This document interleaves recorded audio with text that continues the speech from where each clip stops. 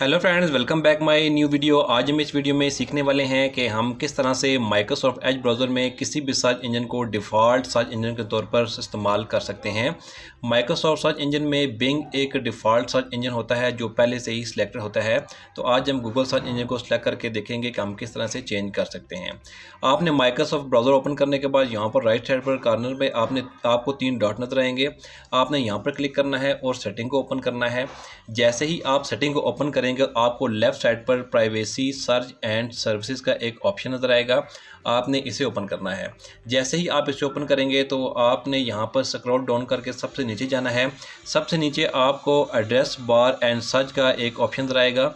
आप देख सकते हैं कि यहाँ पर सबसे आखिर में आपको ये नज़र आएगा। आपने इसे ओपन करना है। जैसे ही आप इसे ओपन करेंगे तो आप यहाँ पर देख सकते हैं search engine used in the address bar. आगे जो सेलेक्ट है वो बिंग सर्च इंजन है, क्योंकि Bing search engine Microsoft Edge का एक डिफ़ॉल्ट सर्च इंजन है जो पहले से ही यहाँ पर आपको डिफ़ॉल्ट सर्च इंजन के तौर पर नज़र आएगा।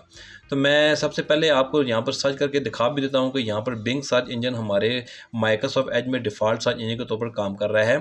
जैसे कि मैं यहाँ सर्च बार में कुछ भी सर्च करता हूँ तो आप देख सकते हैं कि माइक्रोसॉफ्ट बिंग यहाँ पर आपको नज़र आ रहा है, क्योंकि इस वक्त एज ब्राउज़र में Microsoft Bing default search engine के तौर पर काम कर रहा है।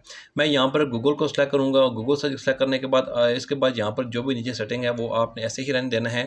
तो इसके बाद मैं दोबारा सर्च बार में जाकर आपको चेक करवाता हूँ कि यहाँ पर आपका सर्च इंजन चेंज हुआ है या नहीं। जैसे कि मैं यहाँ पर दोबारा इसको सर्च करता हूँ तो आप देख सकते हैं कि यहाँ पर गूगल सर्च इंजन इस वक्त हमारे माइक्रोसॉफ्ट एज ब्राउज़र में डिफ़ॉल्ट सर्च इंजन के तौर पर काम कर रहा है। तो आप इस तरह से कोई भी सर्च इंजन अपने माइक्रोसॉफ्ट एज ब्राउज़र में चेंज कर सकते हैं अपनी मर्ज़ी के मुताबिक। तो इसके अलावा यहाँ और भी सर्च इंजन हैं जिन्हें आप सेलेक्ट कर सकते हैं। तो आप इस तरह से माइक्रोसॉफ्ट एज ब्राउज़र में सर्च इंजन को अपनी मर्ज़ी के मुताबिक चेंज कर सकते हैं। तो बहुत शुक्रिया आपका मेरी वीडियो देखने के लिए। मज़ीद इस तरह की वीडियोज़ के लिए आप मेरे चैनल को सब्सक्राइब करें, मेरी वीडियो को लाइक करें और शेयर करें। Thank you.